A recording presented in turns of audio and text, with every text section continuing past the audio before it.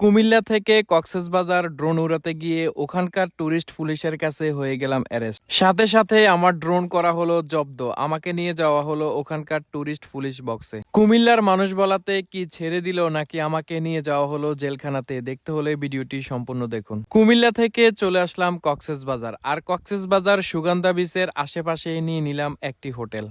আমার পিছনে পূর্ব দিকে যে রাস্তাটি গিয়েছে, আমার এখান থেকে প্রায় 8 থেকে 10 মিনিট লাগবে পায়ে হেঁটে ডলফিন মোড় যেতে। কক্সবাজারের প্রাণকেন্দ্র হচ্ছে ডলফিন মোড়। আমার এখান থেকে নেমে পূর্ব দিকে হাঁটার পর দক্ষিণ দিকে যে রাস্তাটি গিয়েছে, এই রাস্তাতে প্রায় 2 মিনিট হাঁটলেই আপনারা পেয়ে যাবেন সুগন্ধা বিচ। এখন আমরা হোটেল থেকে নেমে সরাসরি চলে যাব সুগন্ধা বিচে।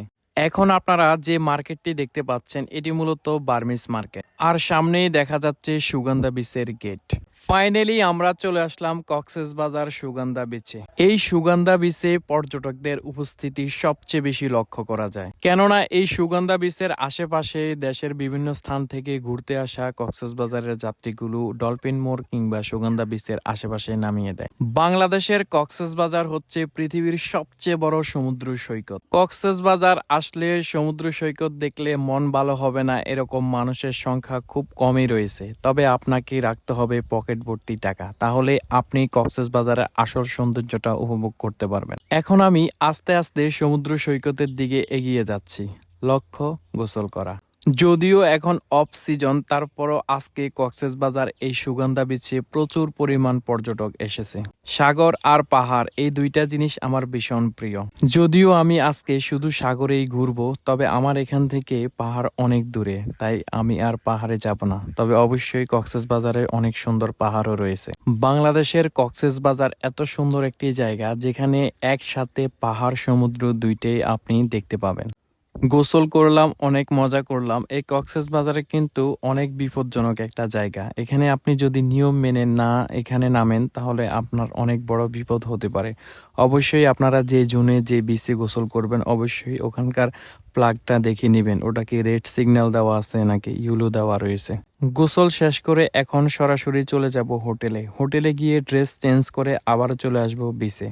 কক্সবাজার যে কতটা সুন্দর, এই অনুভূতি কখনো বলে বোঝানো যাবে না। এখন আপনাদের কক্সবাজার কিছু অ্যারাইভাল ভিউজ দেখাবো, আর ড্রোন দিয়ে এমন কি ভিডিও করলাম যে কারণে আমাকে কক্সবাজারে অ্যারেস্ট করা হলো, সবকিছুই দেখবেন আপনারা একটু পরে।